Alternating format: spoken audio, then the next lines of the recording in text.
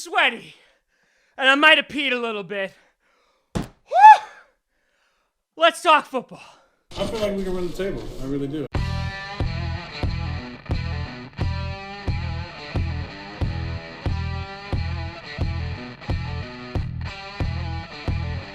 Giants looking for a stop. They're going to air it out. Rodgers does this better than anybody. End zone, Cobb, touchdown! Unbelievable! This to send the Packers into the NFC Championship game. It is good! The Packers are moving on. Aaron Rodgers has done it again. Grossi Posse Packer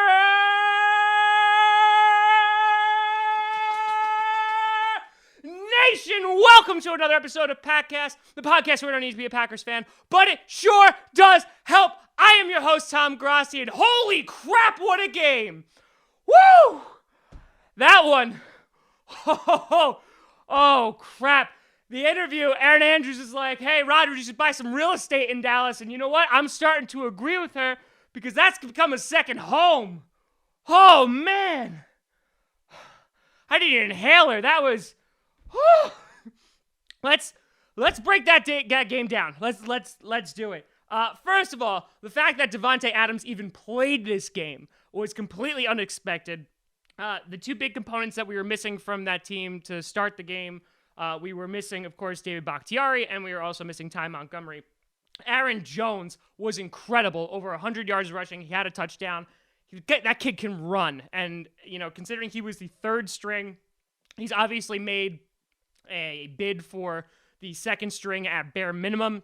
We'll see how long Monty is out with those broken ribs, but it was incredible. But the first half was pretty abysmal for the Packers. We lost Kevin King to a concussion. Randall got burnt again by Cole Beasley. And, of course, there was that complete bullcrap call that gave the Cowboys a free touchdown.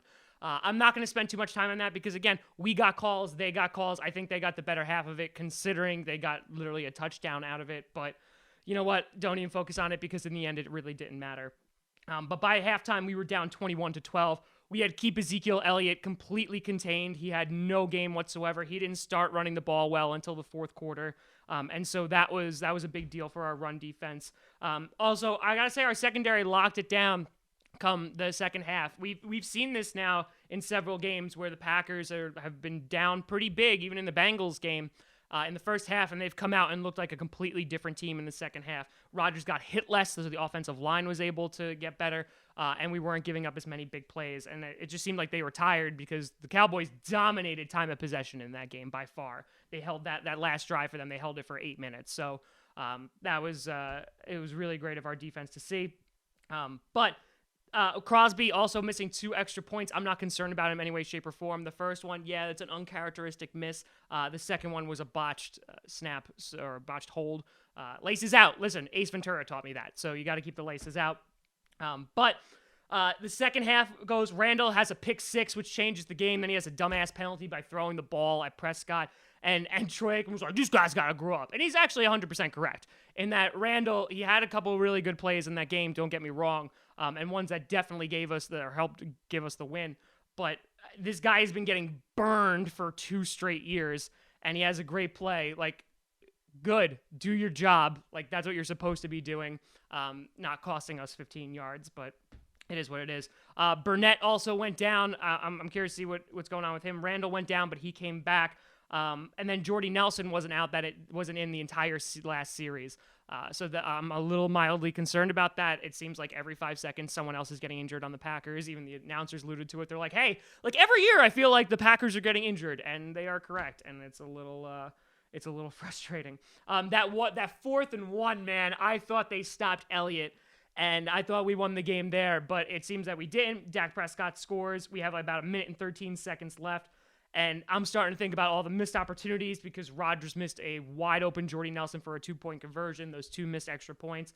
I also noticed, and I don't know if you saw this, but there was a lot of low snaps from Lindsley tonight, and I don't really know what that is, but I mean, when you're getting rushed and the offensive line is not doing as well as it's supposed to because we're missing key components, you got to make sure that those snaps are on target. But that last drive, man, holy crap, that Rodgers run, that like 18-yard run, I thought he almost got sacked twice. I thought we're going into overtime. And listen, if you've been watching this show and if you are in any ways a Packers fan, you want to avoid overtime like the plague. But he goes to Adams on first down, misses it. It's almost a pick because it was pretty low. But then he goes back to him for the same exact play. And Davante Adams, a guy who shouldn't have even been in the game, got 2 touchdowns, got the game-winning touchdown. And I'm not going to lie, I was really nervous with those pitching and lateraling at the very end. But wow, what a freaking game. We beat Dallas once again, 35-31. Rodgers has a hell of a game. Aaron Jones has a hell of a game. And Davante Adams has a hell of a game. We're on to Minnesota next week. It's going to be an incredible game. I think it's going to be a big one. We need to win these divisional games when it counts. The Lions lost today, which was a big deal. And so we got to go in. We got to take care of business next week, and we're at Minnesota, so that should be a very good game. Sam Bradford, it looks like he has potential to play tomorrow, so I'm assuming he's going to be playing next week. But real quick, before I let you out of here, there was a bunch of Packer fans that were like bitching and moaning and saying like, this is the same crap every year. And listen, like this is the kind of time, and we won, we did, but this is the kind of time where, listen, since the Super Bowl, the year before the Super Bowl, we have been in the playoffs every single year since 2009. That is a ridiculously good stat. And to be on top for so long, listen, as you know, I'm the biggest critic of our defense. But we need to appreciate what we have. We have one of the best, if not the best quarterback in the game right now. We have a great offense who knows what they're doing. We have a great head coach in Mike McCarthy, even though that run play on second down on that last series was weird. But this team has the potential to go all the way every single year. And when you beat teams like the Cowboys, which I highlighted on the schedule, this was going to be a tough matchup, it makes a difference. Looking ahead, and I would say that the Steelers were... there's going to be a tough, and I think it'll still be a tough matchup. Ben threw 5 picks today, so there's no continuity in the NFL. And if you can go for like 8 years straight to the playoffs, a little perspective, we are watching Aaron Rodgers like in his prime and just decimate defenses, pulling off miracles in the last minute and 13 seconds. So appreciate it. Appreciate these wins and appreciate the damn Green Bay Packers. This was a lot of fun. I enjoyed the hell out of this game. And it was one of those days I'm really happy to be a Packers fan. So let me know what you thought about the game. I'm already losing my voice because I was screaming my bloody head off upstairs. You can always find me at TomGrossiComedy.com, TomGrossi Comedy, or Tom Grossi Comedy on Twitter. Check out Packcast, which is this podcast. We are out twice a week. Also, we do our prediction episodes on Saturday. This week, we will have an interview with a Vikings fan. It'll be super gross, but you can power through it. We're on SoundCloud, iTunes, YouTube, Google Play Music. Check us out there. Thank you so much for watching. I'm Tom Grossi. And as always, screw the Cowboys and go Pack Go.